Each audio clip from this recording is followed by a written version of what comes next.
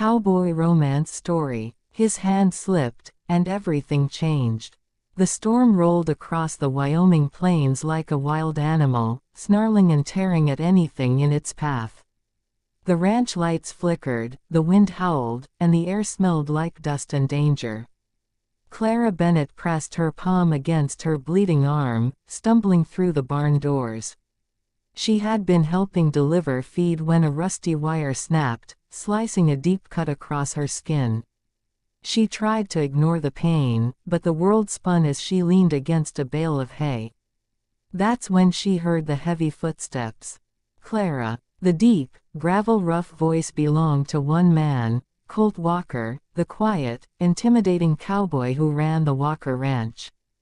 Broad shoulders, storm-colored eyes, and the reputation of a man who didn't talk much, because he didn't need to. People listened anyway. Clara looked up weakly. "I'm fine," she whispered. "Just need a minute." Colt took one look at her arm, at the blood dripping down her fingers, and shook his head sharply. "No, ma'am. Sit down before you pass out." He didn't wait for permission. Cowboys rarely did. He lifted her gently by the waist, easily, like she weighed nothing, and placed her on a wooden bench by the stall. His touch was unexpectedly careful. Warm. Strong. A little too steady for a man who usually kept distance from everyone. Clara swallowed. "I can clean it myself, Colt." He raised an eyebrow at her, his hat dripping rainwater. "You're shaken too much to even hold your hand still." He grabbed the first aid kit, knelt in front of her, and slid his hat off. Without it, he looked younger, softer, even. "Hold still," he murmured. The wound was messy, not dangerous, but deep enough to hurt. Colt dipped the cloth into warm water, squeezing it out before reaching for her arm.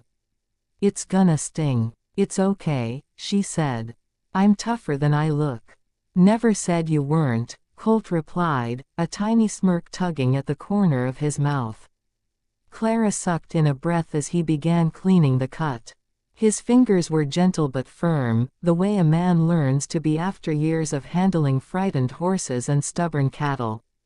For a moment, neither of them spoke. The storm outside roared while the tension between them thickened in the quiet barn. Then it happened. Colt shifted, reaching for more gauze, but his hand slipped, sliding farther up her arm than he meant to, brushing a place too close, too sensitive, too personal. Both of them froze. Clara's breath caught. Colt's eyes snapped up to hers, wide with surprise, and something else. Something raw. Something he tried to hide. He started, voice suddenly rough. "I didn't mean." "I know," she whispered quickly. "It's okay." But it wasn't just okay. Not for either of them. That touch, accidental, unplanned, cracked something open between them. The air grew heavier.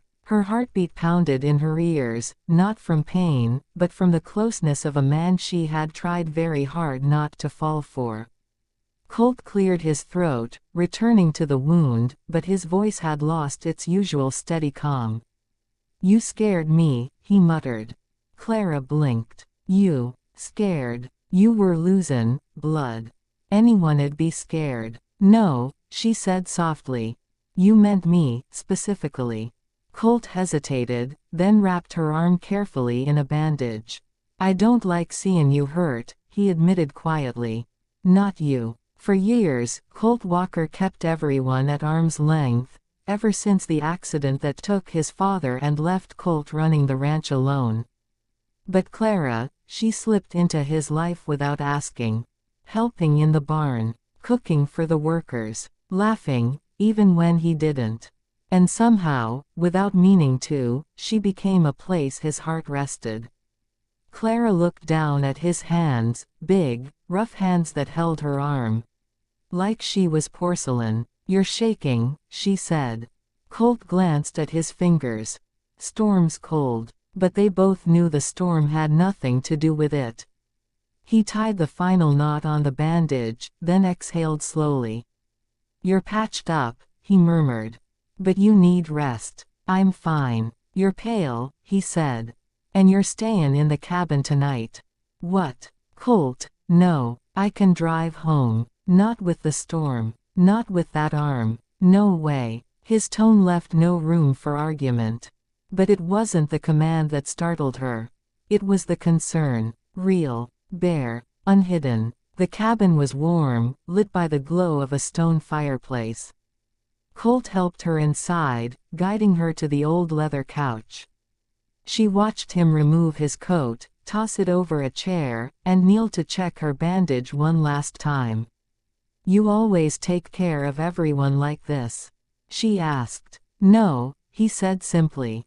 "Just you." The confession landed between them like a spark in dry grass. Clara's heart skipped. "Colt, I didn't want to touch you wrong," he said suddenly, the memory of his slip still haunting him. "Didn't want you thinkin' I'd do something you didn't want." She stepped closer, close enough to smell the rain on his shirt, the leather, the warmth of him. "Colt," she whispered, "you didn't do anything wrong." His jaw clenched. "Still, I should've." She touched his hand, the one that had slipped. The one he was still thinking about. "I wasn't upset," she said softly. "I wasn't scared. Just surprised." He swallowed hard. "You sure? Positive?" Slowly, he lifted his eyes to hers. The storm outside faded. The world narrowed to just the two of them, standing in the soft cabin light. Her voice trembled. "Colt, why does it feel like you care more than you want to admit?" He didn't move, didn't blink. Then he said, low and honest, "Because I do." Her breath caught. "And when my hand slipped," he shook his head, "it scared me more than the storm, Clara. Because for the first time in a long time, I felt something I wasn't ready for." "What did you feel?" He stepped closer, so close she felt his heartbeat.